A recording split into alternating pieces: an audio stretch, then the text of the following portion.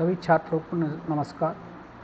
कक्षा 12वीं के अध्याय 2 में हम देखेंगे प्रतिलोम त्रिकोणमिति फलन अर्थात इनवर्स ट्रिग्नोमेट्रिक फंक्शंस। इसमें आज हम देखेंगे कि प्रतिलोम त्रिकोणमिति फलन क्या है, दूसरा प्रतिलोम त्रिकोणमिति फलन का मुख्य मान क्या होता है, तीसरा और उसके मुख्य मान की जो शाखाएं वो क्या होती हैं। इन तीनों बातों को आज हम इस वीडियो के माध्यम से समझने का प्रयास करते हैं। आइए हम देखते हैं प्रतिलोम त्रिकोणमिति फलन क्या है। वे सभी त्रिकोणमिति व्यंजक जो किसी कोण को उसके मान के रूप में व्यक्त करते हैं प्रतिलोम त्रिकोणमिति फलन कहलाते हैं।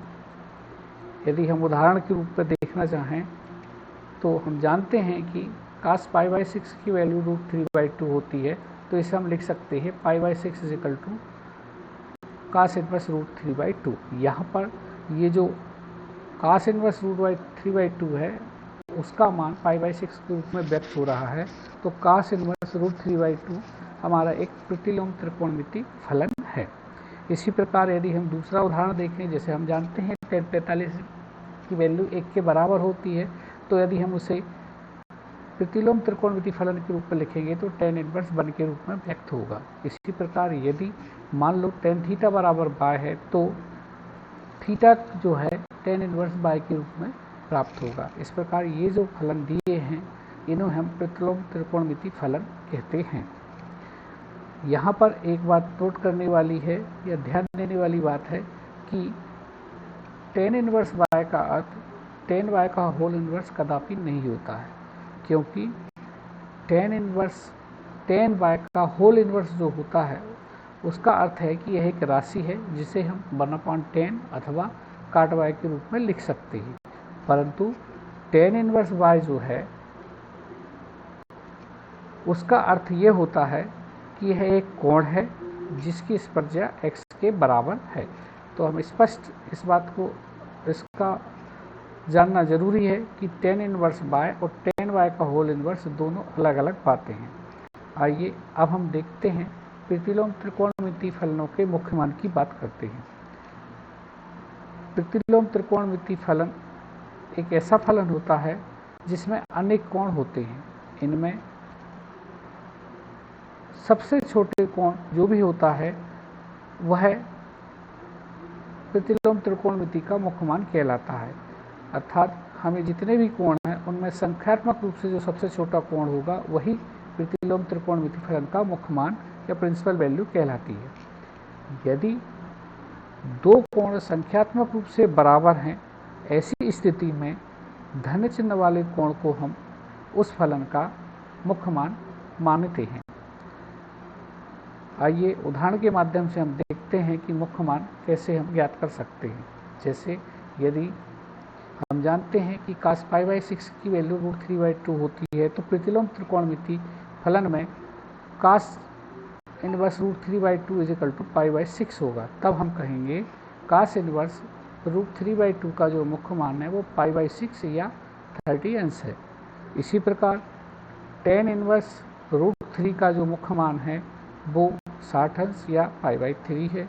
या हम जानते हैं कि cos ±30 का जो मान होता है वो √3/2 होता है। इस आधार पर cos इनवर्स √3/2 के दो मुख्य मान, एक +30 और एक -30 प्राप्त होगा। तब हम पहले देख चुके हैं कि जब दो कोणों के मान संख्यात्मक रूप से समान है तो जो कोण धनात्मक है वह उसका मुख्य मान होगा। तो हम यहाँ देखते हैं कि +30 और -30 में +30 धनात्मक है, इसलिए cos इनवर्स √3/2 का जो मुख्य मान है 30 अंश होगा। तो हमने ये देखा कि जो कोण संख्यात्मक रूप से सबसे छोटा होता है वह प्रतिलोम त्रिकोणमिति फलन का मुख्य मान होता है। इसके साथ ही यदि संख्यात्मक मान बराबर हो तो धनात्मक चिन्ह वाला मान मुख्य मान माना जाता है।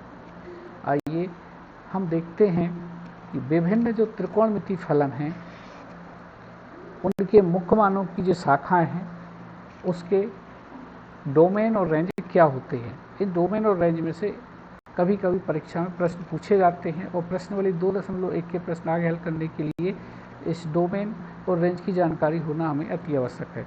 इसके लिए हमने एक टेबल तैयार की है जो 3 भागों में विभक्त है, एक फलन, डोमेन या प्रांत, रेंज या परिसर।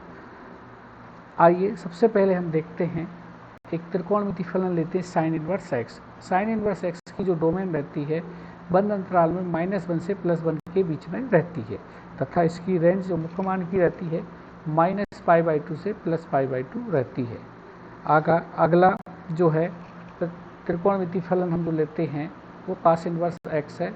यदि हम इसकी डोमेन देखें तो इसकी डोमेन भी साइन इनवर्स की भांति -1 से +1 के बीच में रहती है, परंतु रेंज या परिसर जो है मुख्य मान का वो 0 से π के बीच बंद अंतराल में रहता है। इसी प्रकार यदि हम tan इनवर्स का देखें तो इसकी जो डोमेन है R अर्थात रियल नंबर या वास्तविक संख्याओं के में रहती है। वास्तविक संख्या जो -∞ से +∞ के बीच में है ये इसके डोमेन है। इसके साथ ही इसकी यदि हम रेंज देखें मुख्य मान की वो -π/2 से +π/2 रहती है।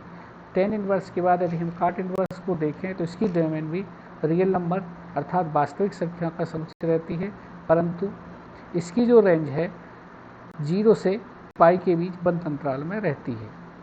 अगला यदि हम देखें त्रिकोणमिति फलन कोशेक इनवर्स एक्स, इसकी जो डोमेन है रियल नंबर रहता है, परंतु उसमें -1 और +1 शामिल नहीं रहते, अर्थात इन दोनों को छोड़कर बाकी जो शेष वास्तविक संख्याएं बची वो उसके डोमेन में शामिल रहती हैं, परंतु इसकी रेंज जो है -π/2 से +π/2 रहती है, परंतु इनके बीच में आने वाला 0 इसके रेंज मुख्य मान की रेंज में नहीं होता। इसी प्रकार यदि हम सेक इनवर्स को देखें तो इसकी जो डोमेन है वो भी रियल नंबर रहती है, पर इसमें -1 +1 को छोड़कर। इसी प्रकार इसकी जो रेंज है 0 से π रहती है, परंतु इसमें π/2 शामिल नहीं रहता। इस प्रकार हमने जो त्रिकोणमिति प्रतिलोम फलन थे उनके जो मुख्य मान की शाखाओं से संबंधित जो डोमेन और रेंज थे उसकी सारणी की सहायता से हमने देखा। इस प्रकार आज की इस वीडियो में हमने 3 चीज़ें सीखी। प्रतिलोम त्रिकोणमिति फलन क्या है, उसके मुख्य मान क्या है, उसके मुख्य मान की रेंज क्या है।